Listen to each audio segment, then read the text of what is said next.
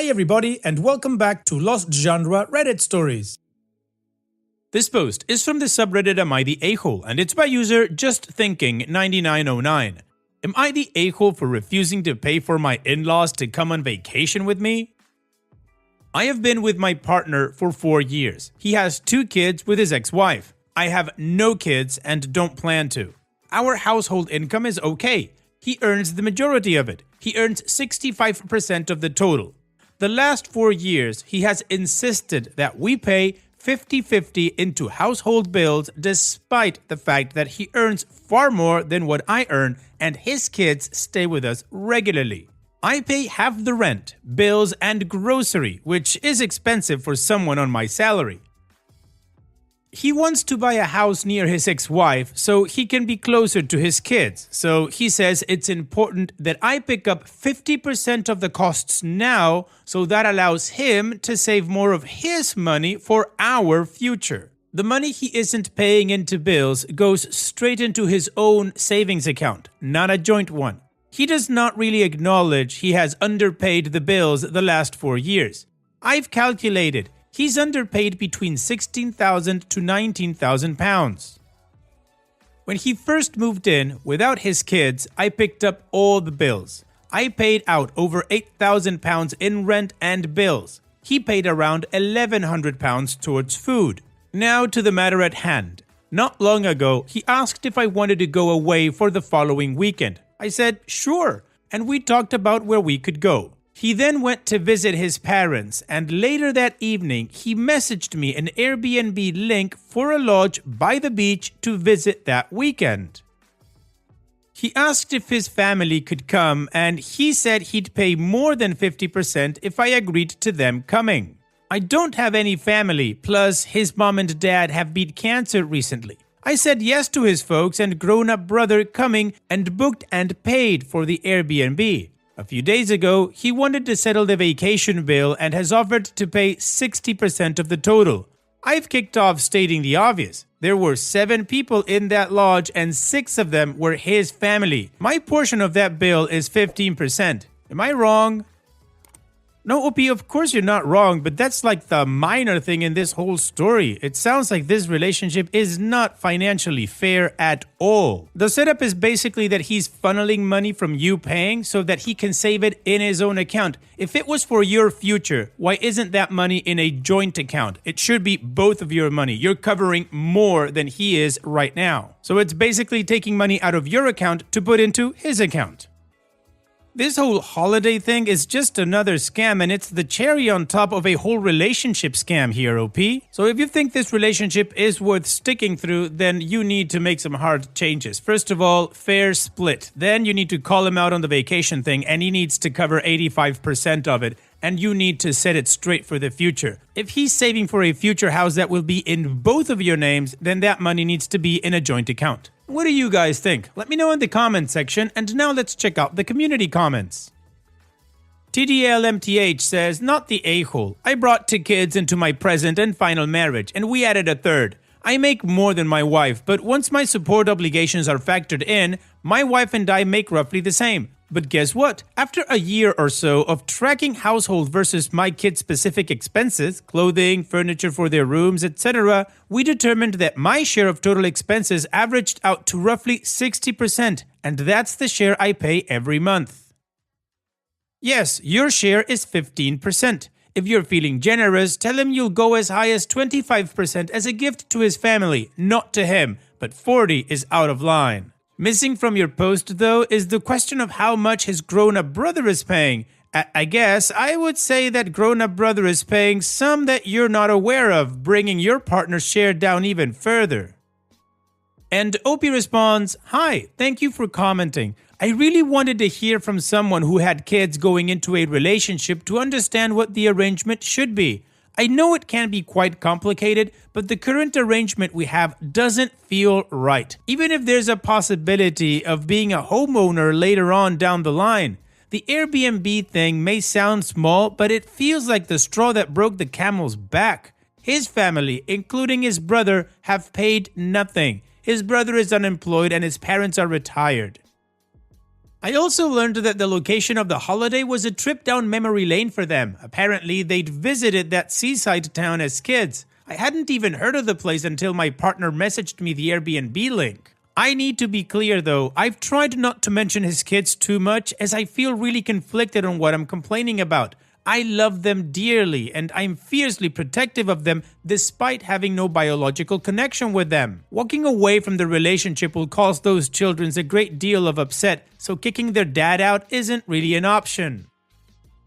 Talking with him doesn't really help either, as he gets angry and upset that he's working a difficult job that pays exceptionally well just so we can afford a house. I feel a bit stuck at the minute with no one to turn to. Both his parents are recovering from cancer treatment, so I can't dump this on them either. I don't have family of my own, and if I speak to friends, I feel like I'll be humiliating him. Also, on a selfish note, I know that I'll be judged by my friends for putting up with his BS too. I'm trying to be as honest as possible here. Memphis Dreams says, you realize he's not going to put your name on that house, right? If that house was really for your future, he would set up a savings account with both of your names on it. He's just using you to pay enough bills that he can save up for a house and, more than likely, dump you once he's purchased the house. Put your foot down, tell him the money distribution is unfair and you will only pay 35% of the bills, but offer to put that 15% you are saving towards a house in a mutual savings account and you want your name on the deed as 35% owner. Insist on getting a lawyer and having an agreement drafted. If he refuses, then you have your answer. He's just using you. Also, don't let him gaslight you or persuade you into seeing his side of things. Telling this isn't anything personal, even if it is. It's just protecting yourself and your future. Again, if he declines or argues, dump him and move on. And Squats and Avocados says, not the a-hole. Why are you with this guy? It sounds like you are funding so much of his life and not getting anything out of this relationship other than being so financially weakened, it would be hard for you to leave. Additional information from OP's comments. I must confess that I, to an extent, may have a pattern of dating men like him. I was renting the house we live in now on my own before I met him and he moved in. It's a 3-bedroom property in a safe area and I've worked from home for years, which is why I needed the extra space for an office. I could afford my bills before I met him, but I don't think I should be paying his way through. He has known for a very long time that I don't agree with this arrangement, but he insists it's the right thing to do so I can get on the property ladder. Still, I don't have any savings to buy a house. When we first met, his friends told me that he was a really generous guy, so I thought I'd be financially safe with him. I never imagined he'd have me paying for his family holidays as well as paying as much as I do for everything else. I didn't think things would turn out like this, as he sold himself as a reasonable guy. And no, he does not make up for it in housework. According to him, it's because he works much harder than I do. He works 37 hours a week over 4 days, and I work 37 hours over 5 days, which means his days are longer. Now, the way things work is that I pay for everything and he reimburses me 50%. But he doesn't pay me on time. He tends to pay when it's convenient for him. Normally after he gets paid at the end of the month, as opposed to when the bills leave my account, which is the beginning of the month. I've asked him to pay within the first week of every month, but he flat out refuses. He doesn't give me a valid reason as to why he pays late. As for the holiday, I paid for it up front. He said he would pay me back, but then offered me 60%. It was a non-refundable booking, so that money is gone. He hasn't paid me for anything for the holiday so far because I've said 60% is unfair. Now, I don't think he's pissing away the money he claims to save. There is nothing he's purchased recently that makes me think of that. He's actually thinking of buying a new car soon, but wants to get a loan for it. He asked me how much I'd like to contribute towards the new car, and I said I wouldn't. I have a car, but it's currently off the road because I couldn't afford to get it fixed up. So I admit, when he talked about getting himself a shiny new car and have me contribute towards the cost, it made me very angry. Currently, he drives us everywhere and he considers this an adequate contribution to the household.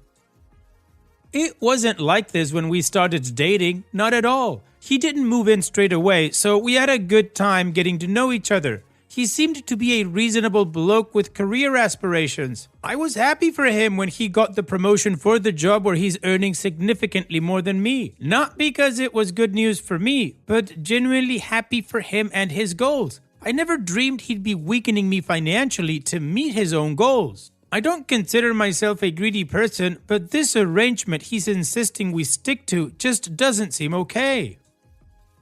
I'm putting a heck of a lot of trust in him to do the right thing, but I don't think he fully appreciates the damage that he's done to how safe I consider him and how much money he has squeezed out of me throughout the relationship. The family holiday has just reignited my anger and disappointment. Just reading back everything I wrote, I know what I sound like. Alright, well, the community raised the red flags and apparently OP has seen him. So let's move on to the update that is 2 years after the original post. After the original post, I confronted him again about our finances. Instead of having a conversation, he got angry and accused me of calling him financially abusive, which I hadn't.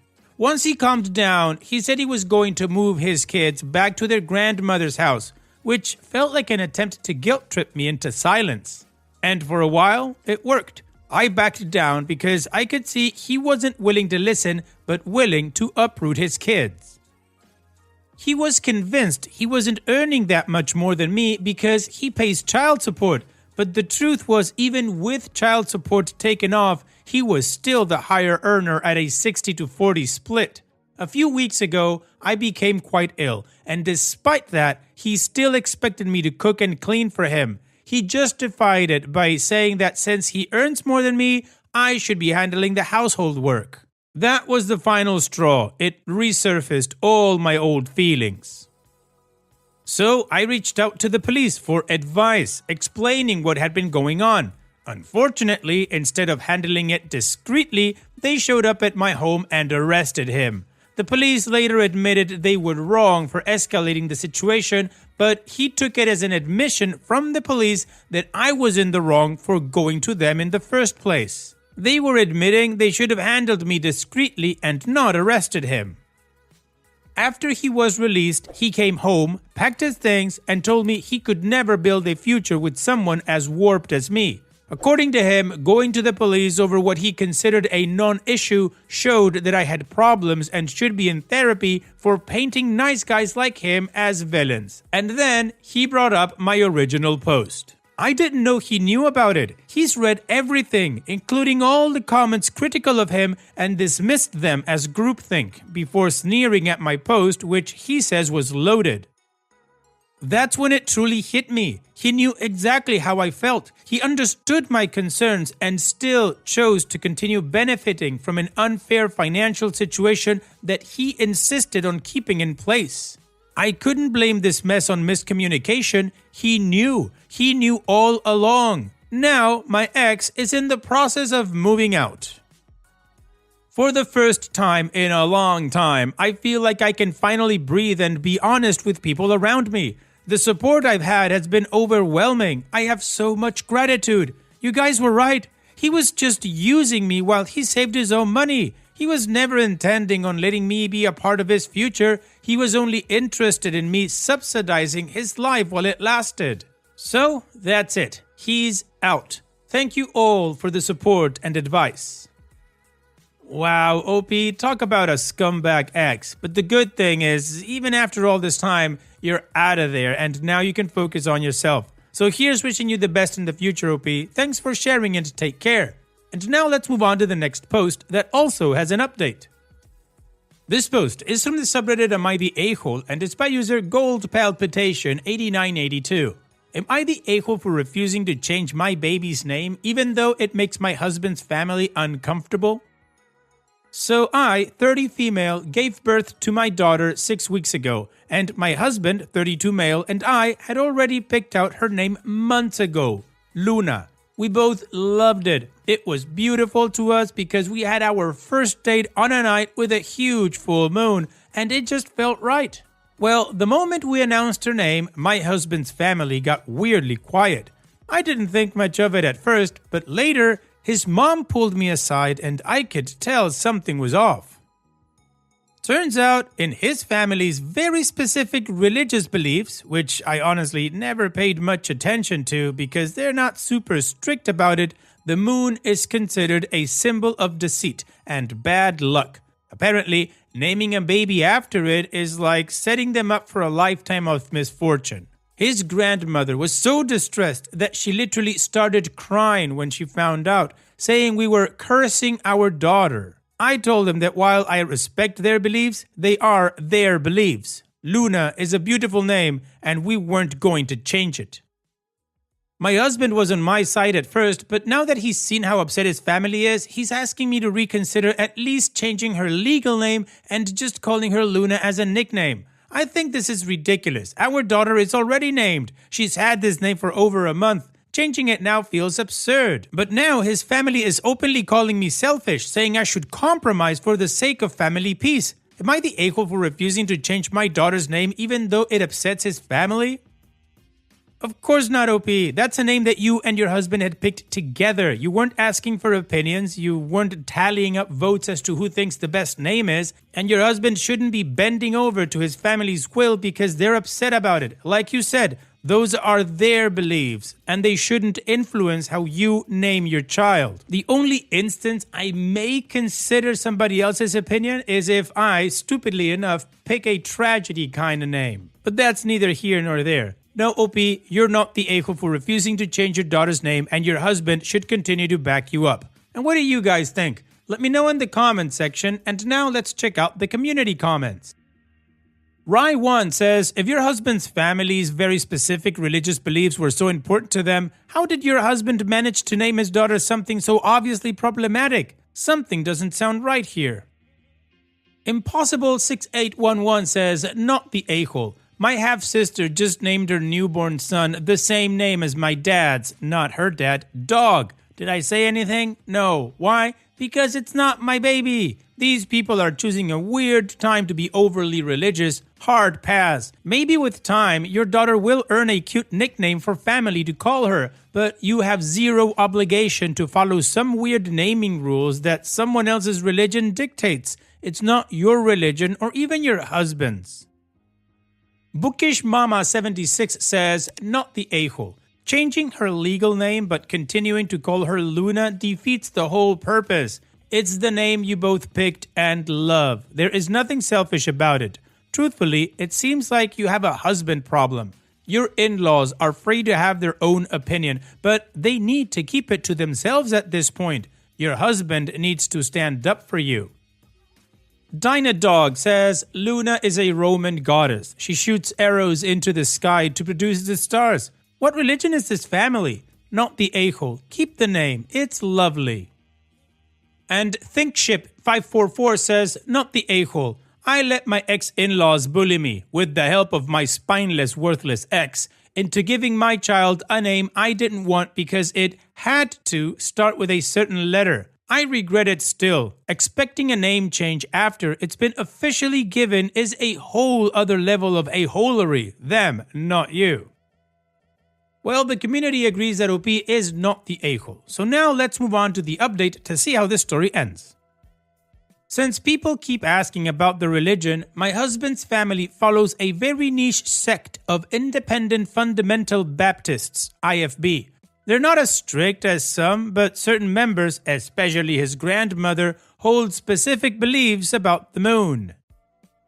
They have some fundamentalist interpretations of Isaiah 47:12-14 and Deuteronomy 4:19, which warns against celestial bodies being associated with deception, false gods, witchcraft, etc.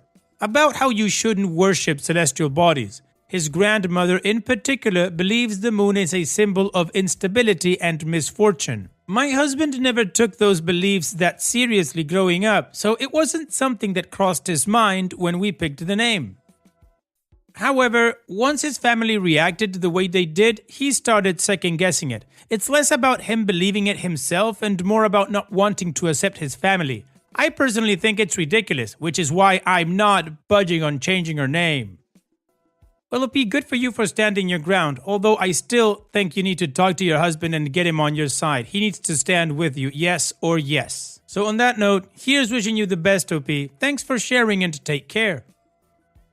And that's it for today's video. Thank you so much for taking the time to watch it. Now, if you've gotten to this point in the video, I assume that you like these stories that I'm reading out. So here are a couple more that you might enjoy. And if you don't have any time to watch another story right now, save it for later. And also, don't forget to hit that subscribe